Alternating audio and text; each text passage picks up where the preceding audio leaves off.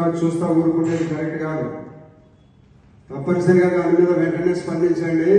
పూర్వీకులు ఇంత స్థలం ఎండిపోయింటే పొద్దుటూరు ప్రజలకి రోజు సాలే పరిస్థితులు లేదు.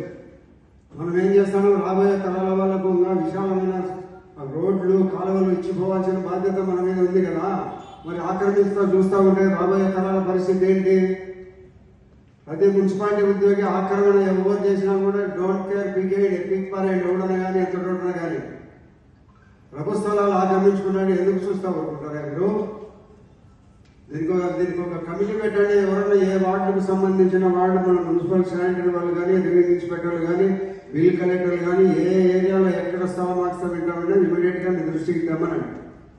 దాని డిపిఓ టౌన్ ప్లానింగ్ వాళ్ళని పోయి చూసి ఇల్లు కట్టడంలో కానీ, మన రోడ్ల విస్తరణలో కానీ ఎవరు ఒక్క సెంటు రోడ్డు స్థలాన్ని ఆక్రమించుకుని దానికి వీళ్ళు చూడండి. అలాగే ఊరికేదో వాళ్ళు చెప్పడమో పట్టించుకోకుండా